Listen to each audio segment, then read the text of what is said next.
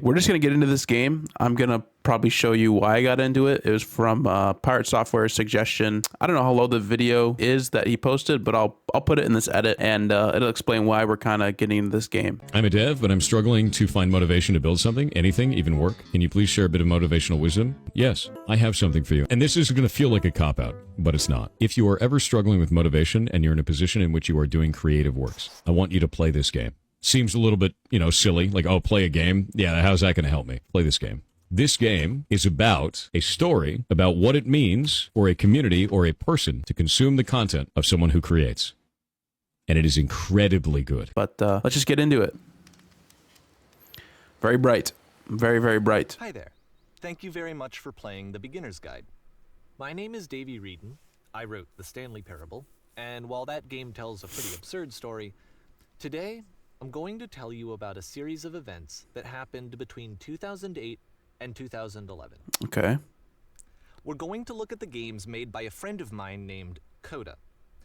Now, these games mean a lot to me. I met Coda in early 2009 at a time when I was really struggling with some personal stuff. Graduated high school in And 2012. His work pointed me in a very powerful direction. I found it to be a good reference point for the kinds of creative works that I wanted to make. So just to start you off, this is, I think, the first game he ever made. It's a level for Counter-Strike. You can walk around here, by the way. And mostly it's just Coda learning the basics of building a 3D environment. But what I like is that even though he starts from the simple aesthetic of a desert town, he then scatters these colorful abstract blobs and impossible floating crates around the level. And of course, it destroys the illusion that this actually is a desert town, and instead this level becomes a kind of calling card from its creator. It's like a reminder that this video game was constructed by a real person. And it kind of makes you wonder, what was going through his head as he was building this? This is what I like about all of Coda's games. I mean, not that they're all fascinating as games, but that they are all going to give us access to their creator. I want us to see past the games themselves. I want to get to know who this human being really is. Well, that's a And good. that's exactly. Oh, nice. Okay, so I can pause. That's good. I was trying to figure that out. No, that is incredibly interesting. I really like that take because when you are creating, it's your version. Everybody has a different background. Let's say I come from like a software engineering background. That, not just what it is, right? There's other software engineers too. But the backgrounds that we actually come from or the experiences that we've been through, we would do stuff differently, right? I'd code something different than someone else does it. And that's just kind of based off of how we learned and our background. So there's other examples of that, but I really like this guy's take on how he explains it. I mean, you get to see, someone's creation is through their eyes that they share with you. I think it's neat. What we're going to do here. So, it's 2008. Coda starts making these games, and he never releases any of them. He doesn't put them onto the internet. He just makes them and then immediately abandons them, and they sit on his computer forever. And I think he really understood this image of himself as a recluse. At one point, he jokingly renamed his computer's recycling bin to Important Games Folder. Yeah. So, this was just how he worked. He tended to crank them out one after the other without even really pausing to try to understand what he had just made, until suddenly one day, he just stopped. Are these just like missing all of their textures? I didn't get it. I don't remember how old he said this person was when they were creating it, or if I missed something completely because I was talking before I could figure out you could pause. But are we missing textures here? It's funny. I love this. I completely love this. I love. Wait. Oh, is this because this was made in 2008? Yeah. Okay. 2011, that was it. He made his last game, and then he hasn't made another one since. Huh. And that's why I've taken this opportunity to gather all of his work together, is because I find his games powerful and interesting, and I'd like this collection to reach him, to maybe encourage him to start creating again. And if the people like you who play this also happen to find his work interesting, then I'm sure it'll just send that much stronger of a message of encouragement to Coda. So thanks for joining me on this. If you have a particular interpretation that I haven't mentioned here, or if you just need to get in touch, you can email me at daveywreden@gmail.com. Okay, that's about it for introduction. Let's take a look at Coda's first proper game. Sure. As each game is loading, I'll show you the date that it was completed. This first one was made in November 2008.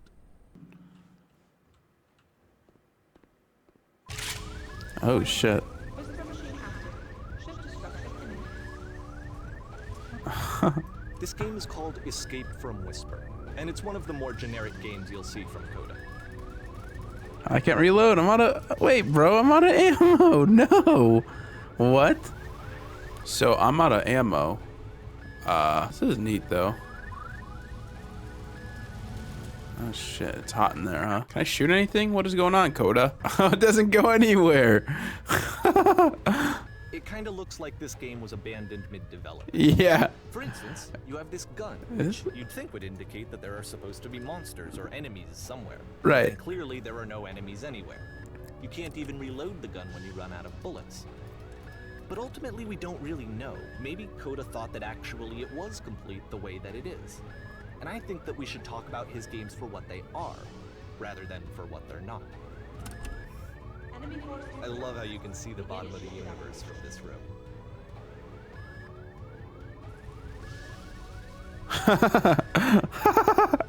Yeah, dude. That's nice. That's funny. No, it is cool. That is... I mean, it is cool. But where do I go from here? Oh, okay. Thank you, Coda. Oh, thank you. Okay. Okay, this is the part that's interesting. The game has this narrative about the Whisper machine and how it has to be turned off, and then you get to the engine room. You know, I didn't even read this, really. I've just kind of been walking around and, well, it's just walking around and, admiring, but not reading, because who can read? Who wants to read? Am I right? All right. Okay, the Whisper. Oh. You there, in the engine room. You could save us all. That beam is powering the Whisper machine. We could disrupt it by introducing a great enough heat signature. If your body could stop the beam. It's so much to ask, but for all of our lives, would you do it? You want me? About to get blasted, bro. All right, here goes nothing. Oh! Let me pause here for a second. What you just experienced, stepping into the beam and then dying, is probably what Coda had initially intended when he was developing this level. But when he first compiles and plays it, something goes wrong. There's a bug somewhere. And this is what happens instead. Oh, he crash? Classic. What?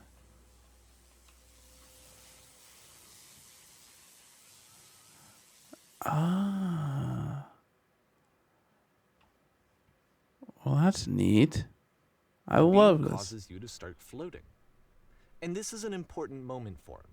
Because yes, this is technically a glitch, but Coda identifies something human about it.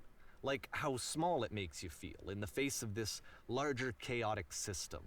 Or this floating could be the afterlife, a peaceful place, juxtaposed against all of the hysteria that you've just had to traverse.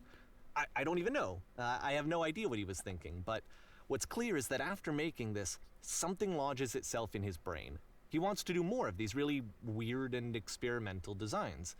So he stops work on this and moves on to a stream of tiny little games that go in all sorts of directions. Huh. Let's go ahead and take a look at the first game he made after leaving this one behind. Okay.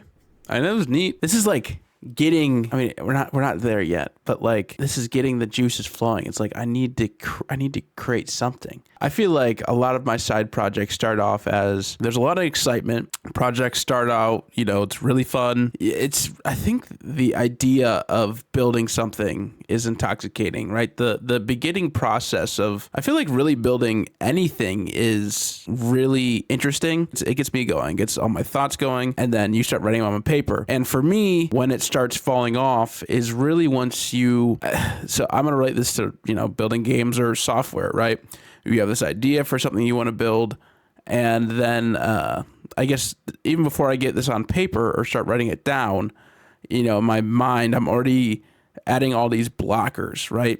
It's like, oh, all right.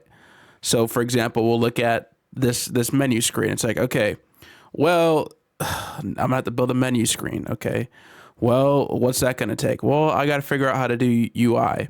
I gotta figure out how to pause a game. It doesn't look like they're saving in here. But then it brings up the question of like, okay, well, do I want to have saving in my game? Do I not want to have saving in my game?